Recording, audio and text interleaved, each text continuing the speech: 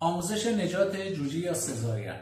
چه زمانی ما باید جوجه ها رو از تخم بیرون بیاریم و یا حالا همون عمل سزارین جوجه رو انجام بدیم و چه زمانی این کار رو نباید انجام بدیم؟ جوجه تحت شرایطی که حالا افت دما یا پایین اومدن رطوبت، بالا رفتن اضافی رطوبت باعث میشه که جوجه داخل تخم گیر بیفته. 3 حالت داره که ما مجبوریم سزارین رو انجام بدیم.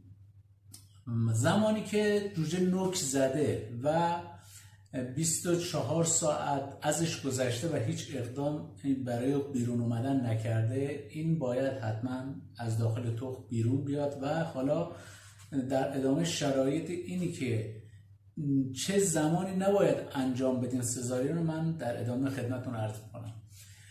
دوم این که جوجه داخل تخم کمی از پوسته رو باز کرده علاوه بر اون سوراخی که ایجاد کرده و به دلیل وجود همون مایع ژله‌ای که در آموزش قبلی خدمتتون عرض کردم، به دلیل حالا عدم چرخشش داخل تخم و باز کردن توقه پوسته نتونسته بیرون بیاد.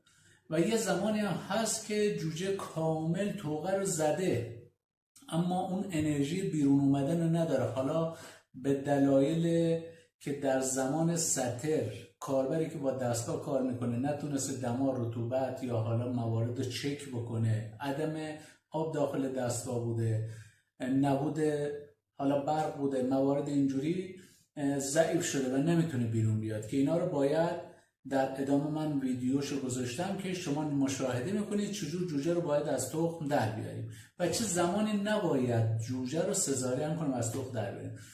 قسمت ته تخم، اون کیسه هوا، همیشه از اونجا شروع کنید.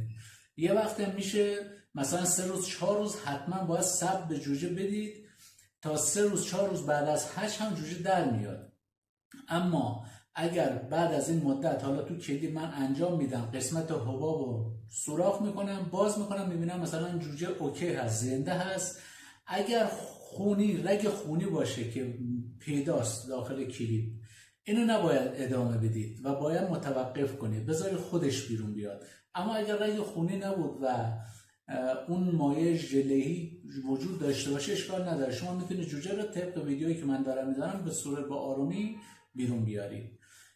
اگر میخواید اطلاعات بیشتری در رابطه با جوجه کشی بدونید، کلمه جوجه رو برای ما کامنت کنید که ویدیوهای بعدی در خدمتتون باشه.